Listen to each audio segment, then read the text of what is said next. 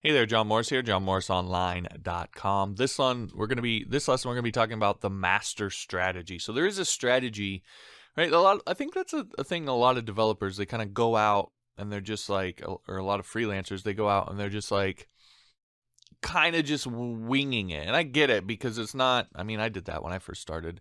It's not something that we're taught how to do or any of that sort of thing. But you do want to eventually develop a coherent strategy and approach to how you're doing that. And I believe from my experience, both my own experience and then other people that I've worked with and taught this to, that the particular strategy that I'm going to talk with you about today can be incredibly effective, especially for someone who's new to the platform and doesn't necessarily have a huge portfolio and a big client base and that sort of thing. So I think the situation a lot of freelancers starting out find themselves in. I don't have a network, I don't have clients, I don't have a big portfolio, but I know I can deliver, I know I'm good at coding. How do I get started getting clients? Okay, and so that's what this strategy is really aimed at. And we're going to be taking a look at some stuff here on Upwork to kind of to show you this, both why I think this strategy is the best and then how to actually do it. And then the rest of what we talk about throughout this course is going to help you kind of fill in all of that strategy and actually implement it. All right, so the strategy here is really kind of it's a three-step approach. So the first thing you're going to do is you are going to start out by positioning yourself as a small niche specialist. And we'll talk about that, what that means here in a second. When you do that, then you're going to use that because you'll have an advantage, and we'll talk about what that is here in a second. You're going to use that to build up your portfolio and your job history to actually expand and grow that job history and that portfolio. That is the thing that you don't have right now that all these other freelancers on here do, that makes it hard for you to compete against them. So you're going to build that up, and then as you build it up, then you can start to basically expand up out of a small niche into a little bit larger niche, and then maybe a little bit larger one after that, and so forth.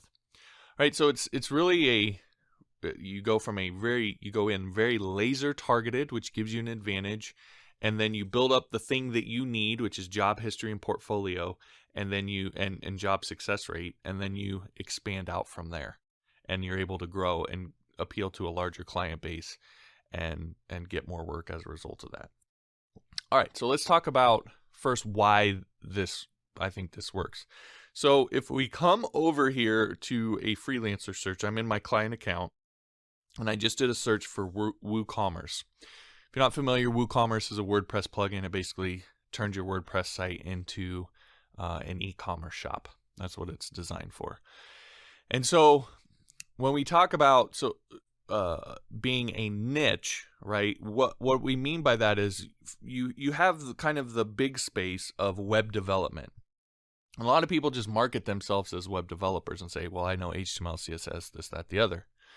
Right? But that's really general, and it doesn't really speak to the client's language in terms of, they're not really thinking in terms of languages for the most part. They're thinking in terms of end products. What's the thing I want built? I want an e-commerce site. Right? So, and I want it built with WooCommerce or whatever.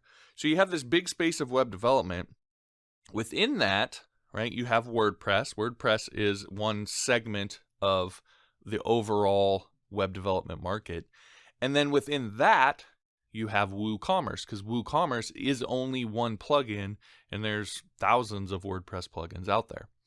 So that's what we mean when we say a niche. We're not going after web development. We're not even going after WordPress. We're going after a really small subset called WooCommerce. And so we're looking for clients who want e-commerce sites built using WooCommerce. And so if I do that search over here as a client, remember this is my client account, and then I've done some filters here. So I've filtered for the freelancers that have earned 10K or more. They have a job success rate of 90% and up, and they're independent freelancers. They're not the agencies or whatever. Right? So we're looking in terms of the freelancers that offer this sort of thing, that appeal to this WooCommerce search here. We're looking at kind of the cream of the crop. And this is one of the things that I recommend that you do, is that you go on here and do these sorts of searches and look at what these people are doing. Do these filters. Look at the ones that are earning the most, having the highest job success rate, and look at their picture, their title, their tags, what they're writing for their descriptions, and so forth. And you want to model success. So find the successful people on these sites and look at what they're doing. Now, what you'll notice here is that a lot of these have WooCommerce right in their title. WooCommerce, this one doesn't. WooCommerce, WooCommerce, WooCommerce, WooCommerce, WooCommerce. This one doesn't. WooCommerce, and this one doesn't. Okay, so although this one has e-commerce, but you can see most of these. There's 7 that have WooCommerce in their title, and there's 3 that don't. Now, not, some of these are adding other things in there, but they're adding specific things, right? Gravity Forms is another plugin. Magento is an application. Event registration, X-Theme Expert, WordPress WooCommerce development, right? So, and you can look at these: 60K plus earned, 20K plus earned, 20K, 50K, 100K, 20, 30, 20, 40, 20. So there's plenty of money to be made in this niche. These guys are targeting specific niches, right? That's the big kind of objection people have, is if I target a really small niche, there's not going to be enough work.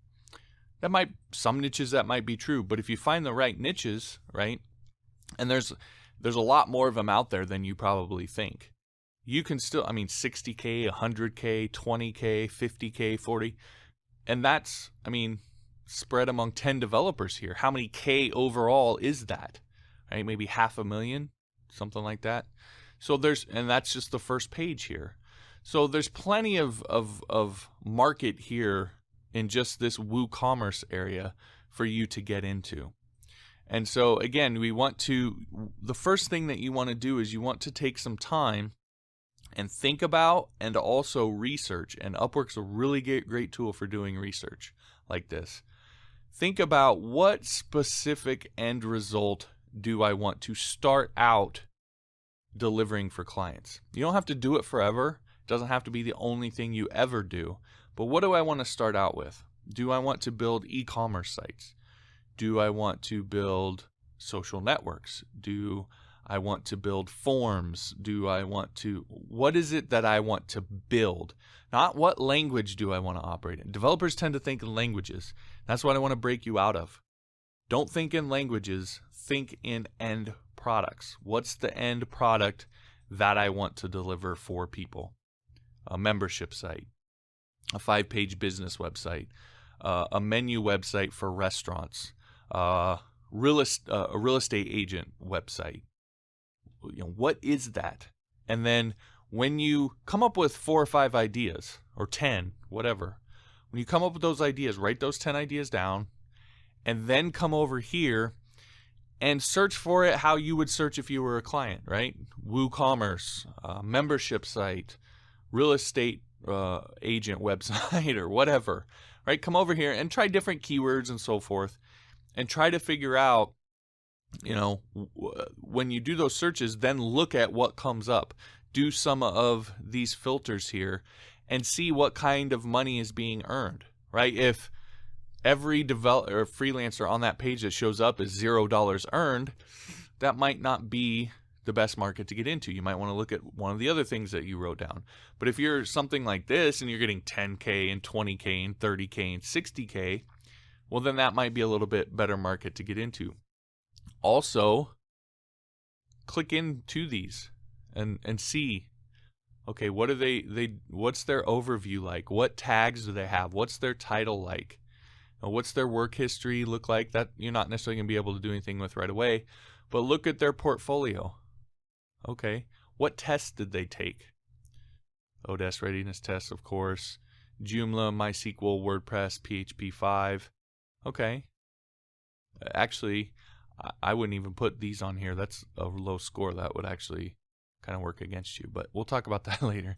But just kind of look at what they're doing here and sort of model that a little bit. And you don't have to look at just one. Look at all 10 of these here and see if you can spot a trend that all of these successful freelancers in this particular niche tend to be doing. Okay, so just kind of look at that and see if you can spot those. You'll probably find trends that they use the keyword in the title. They have it as a tag. It's probably in their description a little bit, that sort of thing.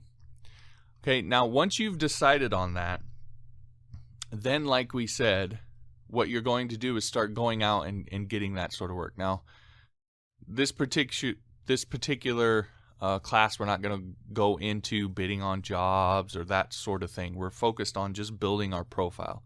So that's what I'm going to stick to here. But along with building out your profile and looking to come up in these searches and so forth, you're also going to be out bidding on jobs. And when your profile is built the way that I'm going to have you built it, you'll be more appealing. As long as you make sure you're bidding on jobs related to the niche that you pick to start out with, you'll be more appealing to clients. You're going to come across as a specialist. This is what gives you the advantage, because people just, I can't even necessarily tell you why, but people just place more value and more belief in someone who markets themselves as a specialist versus a generalist. So someone who says something like web developer, right? If you are looking for a WooCommerce site and someone says, I'm a WooCommerce specialist, and then someone else says, I'm a web developer, you just automatically find the one that says, I'm a WooCommerce specialist more appealing, more believable, more likely for you to get what you want from that person. Because the very first question that you would ask someone who says, if you want a WooCommerce site and they say, I'm a web developer, the very first question that you would ask them is, do you know WooCommerce? When you specialize, you answer that question off the top. They don't even have to ask it because you're saying, I'm a WooCommerce specialist. So it just makes you more believable. So again, that's why we're looking and picking these niches like this. We're going to start small because we're going to use that specialist. We're going to lean on that specialist advantage when we don't have a portfolio, when we don't have a big long job history and all that sort of thing. We have to lean on the specialist side of things. And then, like I said, as we build up our portfolio and job history, now we can expand up. Now we have the portfolio and job history that gives us credibility and proof, and we can expand from being WooCommerce to being WordPress. Right? We can go up a level in terms of our niching. And then from there, I don't recommend that you ever just go web developer. Right? I feel like you should always specialize in some sort of end result or set of end results, but I think this is kind of perfect right here. WooCommerce, Gravity Forms, Magento, WordPress. So WordPress, WooCommerce, Gravity Forms, and then Magento. Like, it's not that I'm doing web developer, one blanket thing that covers everything.